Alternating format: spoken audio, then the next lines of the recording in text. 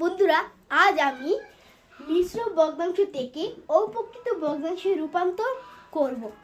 দেখেন আমরা কিভাবে করি। আজ আমরা মিশ্র ভগ্নাংশ লিখব 3 সমস্ত 2/1।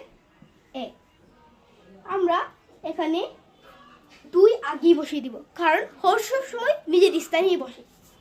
2 বসিয়ে দিলাম। এখন বন্ধুরা আমরা লব কিভাবে বসাবো চলেন দেখাই।